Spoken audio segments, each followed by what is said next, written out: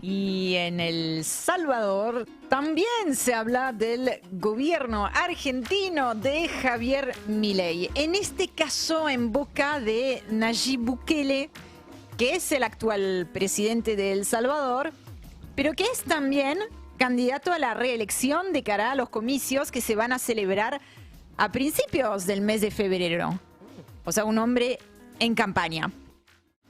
Bukele se refirió a una conversación telefónica que debía ser una llamada protocolar de unos pocos minutos después de la victoria de Milei en las urnas, como se estila, ¿no? Y que se transformó, según él mismo contó, en una charla extensa en la que ambos hombres compartieron el diagnóstico de los retos que le tocará sortear al argentino, como le tocó al salvadoreño en los inicios de su gestión, como él mismo lo explicó. Independientemente de eso, él va a enfrentarse con un sistema que no está de acuerdo con él. Entonces él puede ser el presidente, la persona con el cargo más importante políticamente hablando.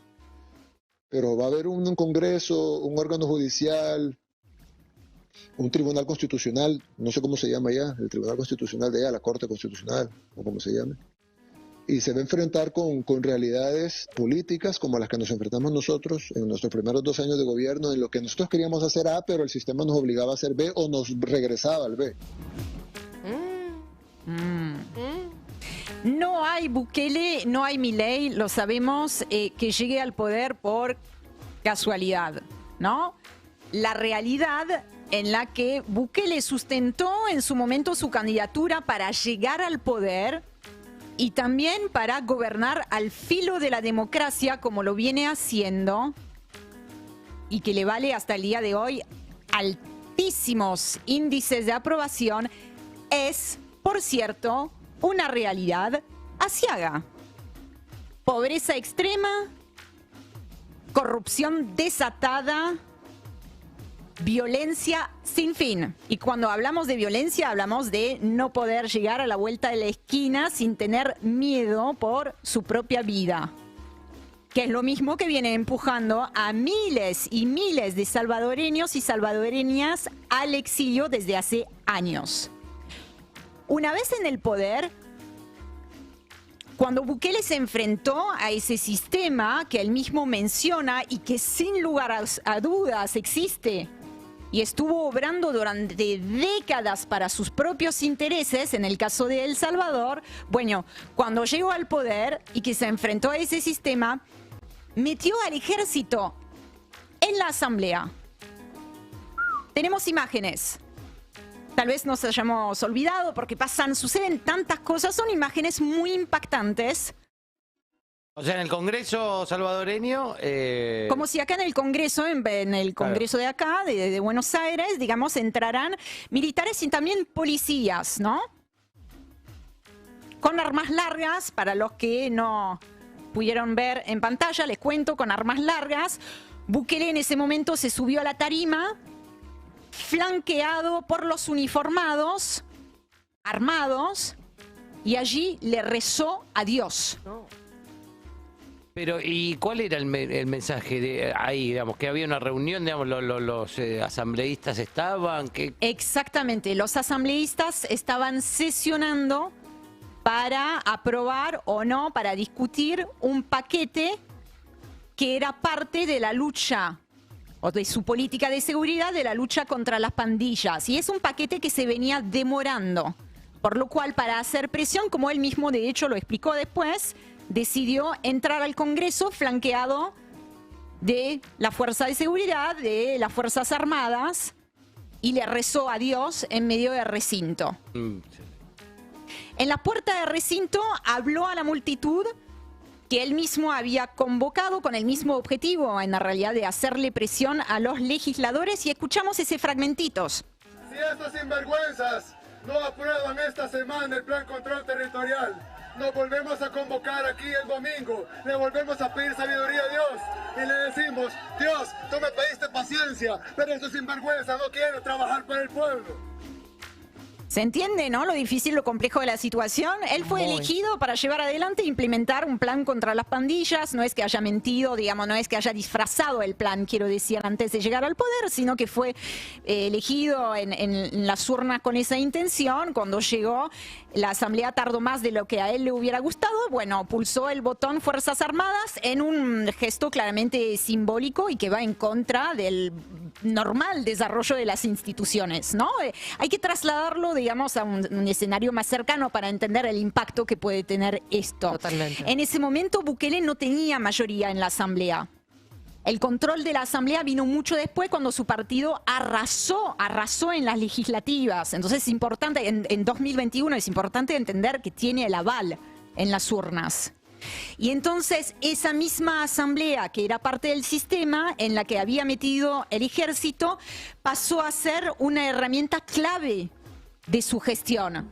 Y pasó a ser una herramienta clave de un proceso de concentración del poder en sus manos. ¿De qué estamos hablando? Estamos hablando, por ejemplo, de que purgó al 30% de los jueces para colocar, porque uno podría decir, bueno, la justicia sabemos que tal vez alguna limpieza hace falta. Bueno, para colocar otros jueces afines al buquelismo.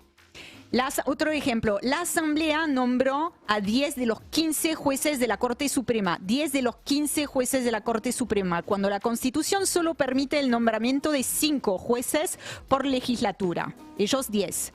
Esa misma Corte Suprema es, como para completar ese ejemplo, la que dio luz verde a la reelección, que ahora está buscando y que no está contemplada y permitida por la Constitución. Es esa misma Asamblea también que le dio la derecha a Bukele en la implementación de su política de seguridad, que permitió aplacar el crimen de manera espectacular, pero a espaldas de los derechos humanos. Una política denunciada por los organismos de derechos humanos locales, internacionales, también denunciada por la Comisión Interamericana de Derechos Humanos. Nosotros lo hemos hablado varias veces acá, con testimonios, con cifras. Me parece que desde el periodismo lo interesante es cuestionar. No es que estemos a favor o en contra, opositores u oficialistas. Es cuestionar el poder en manos de quien sea que esté ese poder. Siempre el rol del periodismo es cuestionar el poder, no importa quién lo detenga. Bueno, hay un periodismo que se está ejerciendo desde un medio llamado El Faro, que también he mencionado, que es un medio independiente de investigación de El Salvador, o sea que está allí trabajando, digamos, en el terreno, no una mirada de afuera sobre lo que allí está sucediendo, que ha sido galardonado con el premio Gabo en varias ocasiones y que ha sido blanco de muchísimas críticas por denunciar el desmantelamiento de la democracia en El Salvador, con todas las dificultades y los matices y las complejidades que acá tratamos siempre de traer a la mesa, ¿no? Entonces, en vísperas de la Navidad, de fin de año, publicaron un editorial muy impactante, entonces que firma el medio como conjunto, diciendo no vamos a hacer el especial que hacemos habitualmente para Navidad, vamos a hacer un especial distinto, con toda una serie de notas que son notas de investigación que fueron publicando a lo largo de estos años y que se enfocan en el caso de corrupción, en casos de derechos humanos, bueno, que fueron ordenando, digamos, según varias temáticas.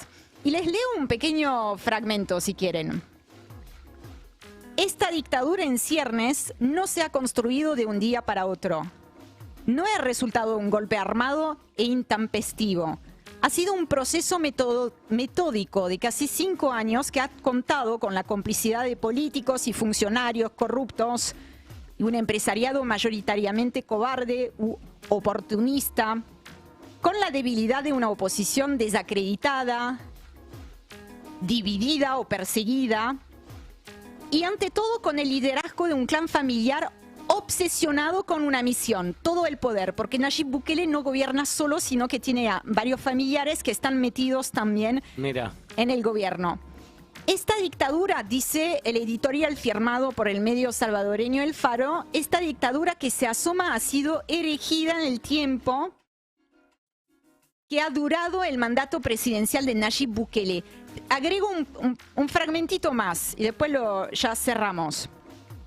Explican ahí que obviamente tiene todas las chances de ganar. En febrero lo más probable es que va a volver a tener un mandato por todos los motivos que también explicamos, ¿no? De que en un contexto de extrema violencia logró aplacar el crimen, que era un pedido realmente acuciante de la población. Y acá dicen, entonces lo dicen todas las encuestas y lo augura la oposición raquítica en bancarrota o bajo acoso que le compite en las elecciones ilegítimas, dicen ilegítimas por eso de que la Corte Suprema, donde él mismo colocó los jueces, le permitió esa reelección, ¿no? La mayoría de los salvadoreños votarán para que Bukele continúe 5 años más en el cargo, pero el voto de la mayoría no es el único ni el más definitorio rasgo de una democracia.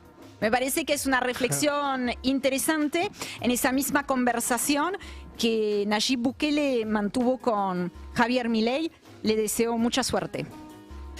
Y te lo contó Orián Fleischer. Un país unido por la radio.